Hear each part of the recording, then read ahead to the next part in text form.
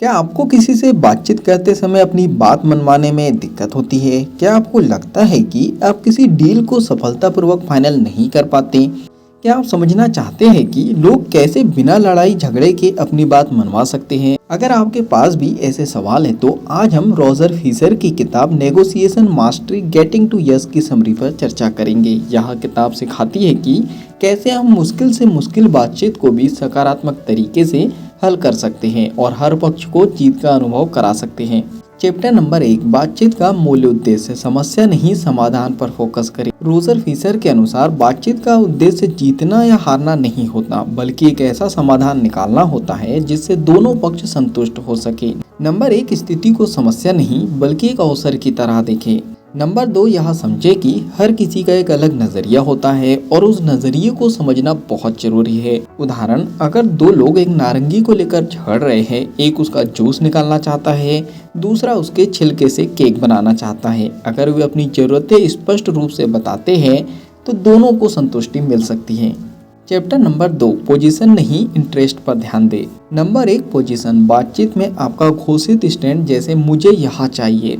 Number 2, interest, आपके उस stand के पीछे का असली कारण, जैसे मुझे यह इसलिए चाहिए क्योंकि। बातचीत में यह समझे कि लोग अपनी पोजीशन से ज़्यादा अपने इंटरेस्ट से जुड़े होते हैं। पोजीशन पर लड़ाई होती है लेकिन इंटरेस्ट पर सहमति बनाई जा सकती है। लोगों से पूछे आपके लिए यह क्यों जरूरी है, ताकि उनके इंटरेस्ट को समझा जा सके।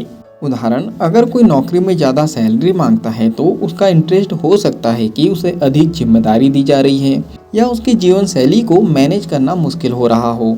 चैप्टर नंबर 3, ऑप्शन को बढ़ाए, एक से अधिक समाधान निकाले। बातचीत में हमेशा जीत हार की सोच से बचे। जितने ज़्यादा विकल्प होंगे उतने ही समाधान का चांस बढ़ेगा। ब्रेन स्टॉर्मिंग करें, बातचीत से पहले और दौरान सभी संभावित विकल्पों पर विचार करें। बातचीत में अगर तो वाले स्टेटमेंट का उपयोग करें, जैसे अगर हम यह करें तो क्या आपको यह सही लगेगा। उदाहरण, अगर दो देशों के बीच सीमा विवाद है तो समाधान सिर्फ सीमा तय करने तक सीमित नहीं होना चाहिए। साझा विकास परियोजना भी एक विकल्प हो सकती है। चैप्टर नंबर 4, निष्पक्षता और मानदंड, बातचीत को निष्पक्ष और तटस्थ बनाए रखें। निष्पक्ष मानदंड का उपयोग करें, आंकड़े, प्रचलित मानक, कानूनी पहलू आदि। जब निर्णय भावनाओं से ऊपर उठकर किए जाते हैं तो वे ज्यादा कारगर होते हैं। उदाहरण, अगर किसी कंपनी में प्रमोशन को लेकर विवाद है तो निष्पक्ष मानदंड हो सकते हैं प्रदर्शन, रिकॉर्ड, अनुभव और स्किल्स के आधार पर निर्णय लेना। चैप्टर नंबर 5, बैठना। बैठना means B means best, A means alternative, T means to, A N for negotiated और ए मीन्स एग्रीमेंट। चलिए अब बात करते हैं बैठना के महत्व को। यह समझना कि अगर बातचीत असफल हो जाए तो आपके पास क्या विकल्प है। बैठना जितना मजबूत होगा आपकी पोजीशन भी उतनी ही मजबूत होगी। बिना बैठना के बातचीत करने से समझौते की ताकत कम हो सकती है। चलिए अब बात करते हैं बैठना कैसे सेट करें। नंबर 1, विकल्पों की सूची बनाएं। नंबर 2, हर विकल्प का मूल्यांकन करें। नंबर 3, सबसे अच्छे विकल्प को चुनें। यही आपका बैठना है। उदाहरण, अगर आप किसी कंपनी से सैलरी नेगोशिएट कर रहे हैं और आपके पास दूसरी कंपनी से ऑफर है तो यह आपका बैठना है। चैप्टर नंबर 6, भावनात्मक बुद्धिमत्ता यानी कि इमोशनल इंटेलिजेंस। बातचीत में सिर्फ तर्क नहीं बल्कि भावनाएं भी अहम होती है। सामने वाली की भावनाओं को समझे और उनकी भावनाओं का सम्मान करे। अगर कोई गुस्से में है तो उसका कारण समझे और उसे शांतिपूर्ण ढंग से हल करे।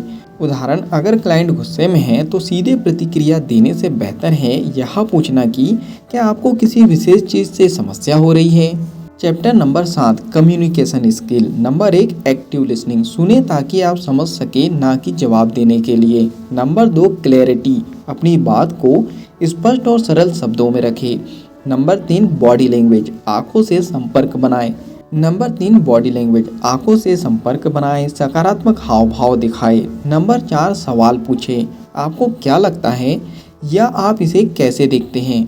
उदाहरण, बातचीत के दौरान बार बार सहमति जताना और स्पष्टता से प्रतिक्रिया देना बातचीत को सहज बना सकता है।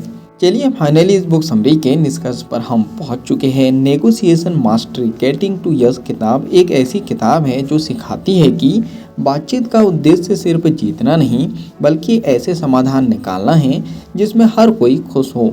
समस्या पर नहीं समाधान पर ध्यान दे, अपने इंटरेस्ट को स्पष्ट करे और दूसरों के इंटरेस्ट को समझे, अधिक विकल्प बनाए, निष्पक्ष रहे और अपने बैठना को समझे, भावनात्मक बुद्धिमत्ता यानी इमोशनल इंटेलिजेंस और कम्युनिकेशन स्किल का उपयोग करे।